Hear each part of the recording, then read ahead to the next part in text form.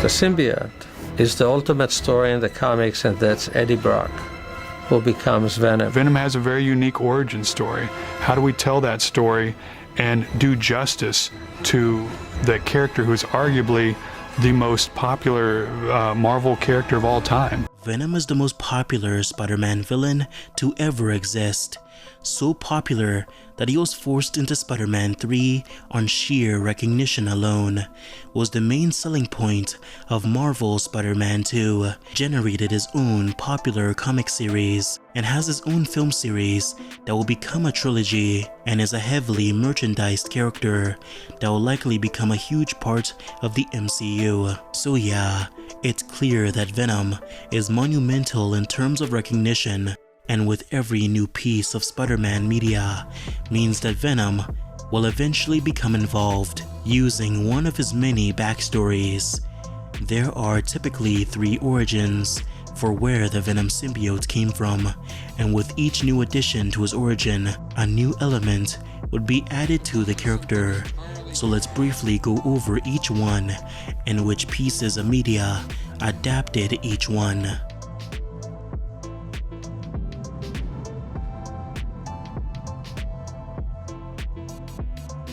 I suggested that instead of getting rid of it right away, we come up with a storyline that explains why Spider-Man can't keep this costume, and then we get rid of it. In the original Secret Wars storyline, Venom was an alien symbiote that was kept inside a research lab until Peter found it and it bonded to him.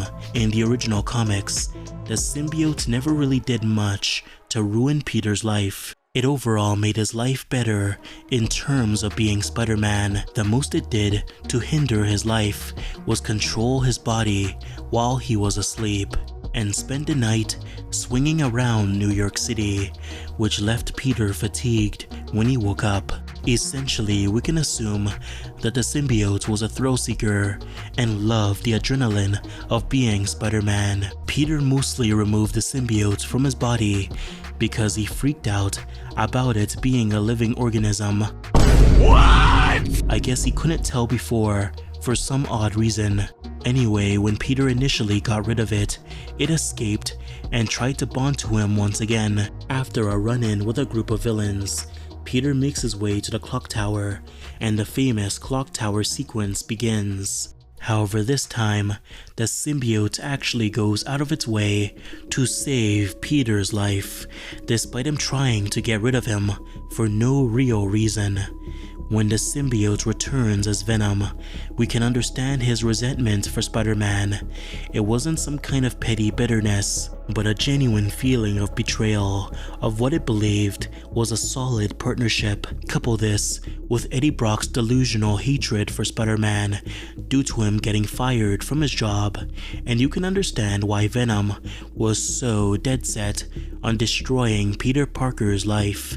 In terms of adaptations, this origin for Venom is primarily relegated to the comics, and not many stories have adapted this symbiote origin. This is mostly due to the nature of the comics, as in order for Peter to even get the symbiote in the first place, he needed to participate in a massive crossover that spanned several comics. The closest we'll ever get to this origin being adapted on film will be in Avengers Secret Wars. First of all, it's a Secret Wars adaptation, so it only makes sense for the symbiote to appear. Second, the symbiote has already been established within the MCU, so most likely what will happen is that Peter will encounter the symbiote at some point during Secret Wars and bond with it, perhaps keeping the suit for subsequent films to come until it eventually becomes Venom in Spider-Man 4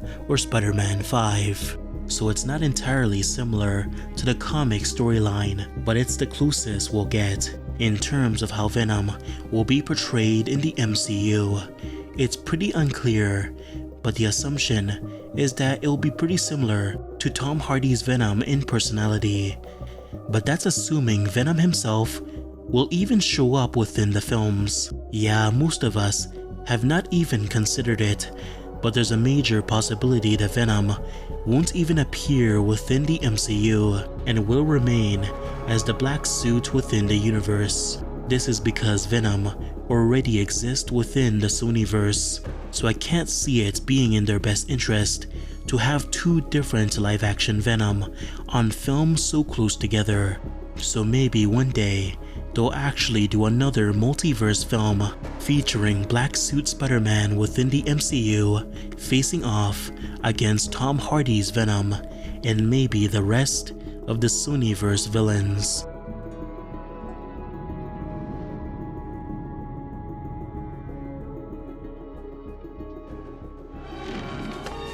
You can't escape me! I'll chase you to the ends of the earth! The most popular depiction of the symbiote origin, which slightly changes around the Secret War's origin, is the alien that latches onto a spaceship or space rock, crash lands on Earth, and eventually bonds to Peter due to some kind of circumstance.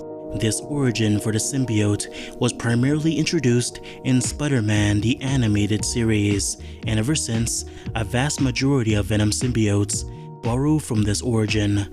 However, the backstory isn't the most influential change this version of the symbiote went through. Well, this is a twist. Look who suddenly developed a backbone. I've developed a lot more than a backbone. Parker? Flash, don't you have a class to get to? The biggest change is how it influences Peter's emotions and causes him to become more violent as he keeps it on, unlike the original Secret Wars version, which essentially left Peter's life unaffected. This version actually makes Spider-Man more dangerous. He's more irritable, prone to outbursts, and sometimes becomes willing to kill his enemies. You will. It's like this. I'm through with not getting what I want. What are you doing? I told you, I give up. That's funny. I give up too. I give up trying to be a friendly neighborhood Spider-Man. I assume this change to the symbiote's origin was to give Peter more agency when it came to getting rid of it, as it did not make much sense in the original comics, since again, logically it made no sense for Peter to get rid of it.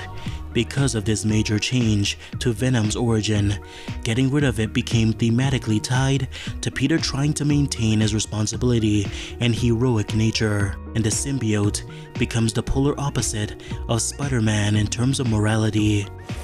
Stay away from me! I thought I wanted what you had to offer, but I'm not like you. And I won't let you do this to me.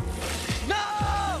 The symbiote isn't attacking Peter out of a sense of betrayal this time around, but out of pettiness and entitlement. This origin for the symbiote is the most well-known among the general public, as it's the most adapted version of Venom's backstory, present in most popular media. Arguably, Spider-Man 3 had the most accurate live-action depiction of this origin. The same hallmarks are present, including the symbiote emerging from space and attaching itself to Peter, becoming a part of Spider-Man for a while, and helping him become stronger as a result. This origin also adapts Peter becoming more violent and killing his enemies and even friends without a second thought.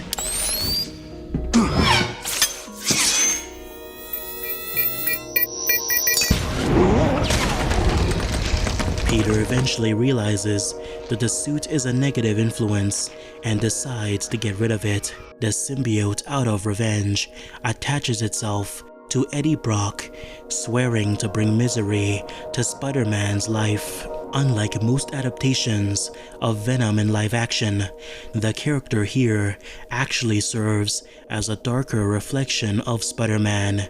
He shares the same overall powers, he possesses the same spider symbol, the same but more sinister eyes, and his hatred for Spider-Man stems from his and Eddie Brock's feelings for him, explaining why he appears so twisted and demonic. The only significant difference about this symbiote in Spider-Man 3 is of course its body type, which is overall slimmer, a creative choice that would be resolved in Spider-Man 3 in the Spider-Man 3 game, which has a much more accurate body type. Other pieces of media adapted this Venom origin, and many of them also stay largely accurate. However, some stories also changed his backstory in significant ways.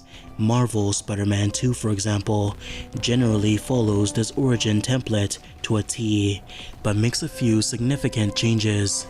Venom in this story attaches itself to Harry Osborn instead of Eddie Brock, as it does in most stories, meaning its motivations are significantly different this time around. It still wants to show Peter what he's missing out of a sort of resentment for getting rid of him, but there's no outright hatred for him or need to harm his loved ones.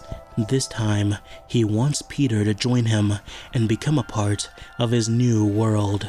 Another significant change to this version of Venom is his lack of weaknesses, like his weakness to fire. Venom in this story is also more feral and animalistic, shown when he was taking control of Peter earlier in the story, but also his lack of a clear personality, which kind of makes this version of Venom one of the most dangerous iterations we've seen. One of the last major depictions of this Venom origin comes from the Sonyverse films.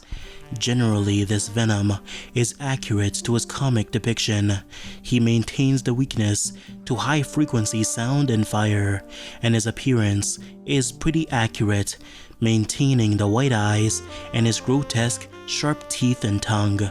However, one of the many changes to Venom's backstory this time around is his relationship to Spider-Man, or lack thereof, because of Sony's deal with Marvel to have Spider-Man appear within the MCU. Sony themselves refrained from using Spider-Man in their own universe because they were keen on developing their own villain spin-off movies. They had to significantly change their origins to account for Spider-Man's absence. Eddie Brock, for example, in the comics, becomes Venom out of a hatred for Spider-Man, whose actions of defeating Sin Eater led to the destruction of his career and his divorce from his wife. This delusional hatred for Spider-Man is what ultimately led him to become bonded with the symbiote. However, in the Venom movie, Eddie Brock's bonding with Venom has nothing to do with Spider-Man himself. I don't have a source per se, but I have a hunch. This isn't the Wild Wild West. We don't go off half-cocked based on a hunch. We do the work. We substantiate our accusations. We provide evidence. You know, for a smart guy, you really are a dumbass. Eddie bonds with Venom by coincidentally coming into contact with his previous host within the Life Foundation, who took in the symbiote after they crash-landed on Earth within a spaceship. Due to this complete separation from Spider-Man in terms of origin, that means that Venom's aesthetic can't really mirror him as well, as since Venom is typically meant to serve as a dark reflection, he's devoid of his twisted spider logo due to lacking an obsession with Spider-Man, and now only white veins remain as a sort of pseudo-replacement. He's also lacking his traditional evolution into a lethal protector like in the comics, immediately starting off as a pseudo-heroic figure, which ultimately takes away from the interest of the character. He doesn't noticeably enhance the anger of the host, making Eddie more irritable or prone to outbursts. Instead, the Venom symbiote essentially makes Eddie sick, irrational, hungry, and just outright strange. It also seems like the symbiote has the capacity to kill its host if they're not suitable to be bonded with. The one element used in the film that's rarely shown in other media is Venom's tendency to eat humans, specifically their brains, which in the film they hammer in with every single scene. You need to come out right now, and I will let you eat everybody! You can eat them all! Apart from him in the robe, you cannot eat him. Promise! I promise! Another major element that's present in this iteration that isn't present in other versions of the character is Venom's goofy and sometimes childish behavior. Some may find it cringy in the films, but the way Venom and Eddie bounce off each other and Venom's chaotic behavior is something that's pretty prominent in a lot of Venom stories in the comics, and is one of the reasons why the character is so popular. His demeanor just does not fit his scary appearance. This is an aspect of the character that the movie captures perfectly, and besides a few games like Neversoft's Spider-Man, not many adaptations of the character perfectly capture this humorous and chaotic personality. After we bust those tech thieves, it's payback time for kidnapping my wife. Jeez, one little mistake. We said we're sorry. Yeah, whatever.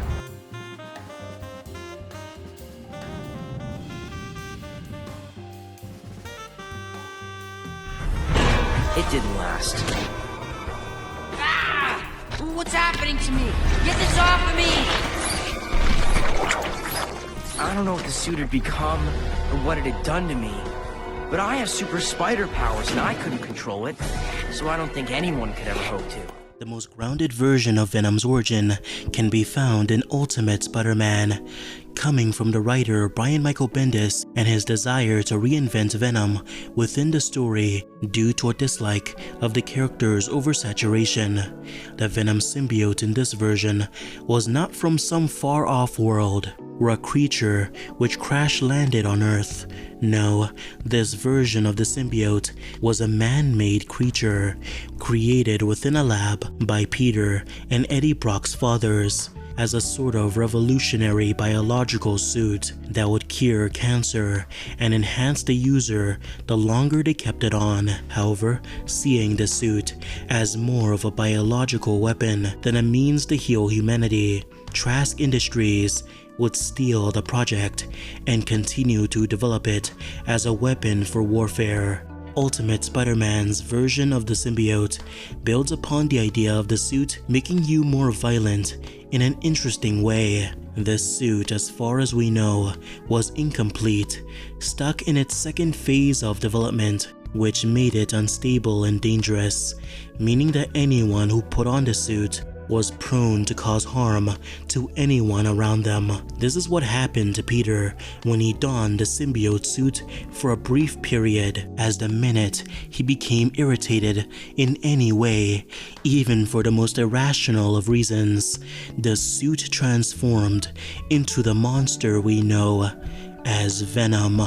It was not a gradual increase in irritation and anger, but immediate and spontaneous, a quick transformation into a monster we've never seen before.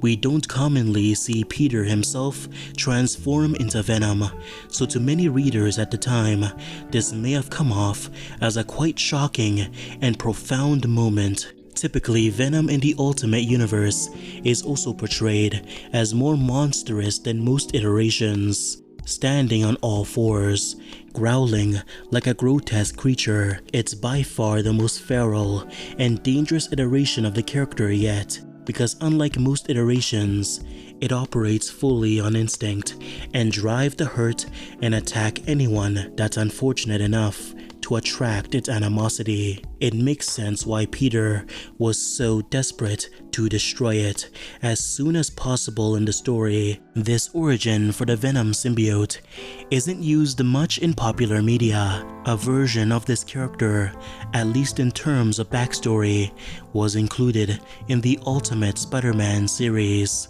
but its creation isn't entirely the same, this time being formed from Peter Parker's DNA.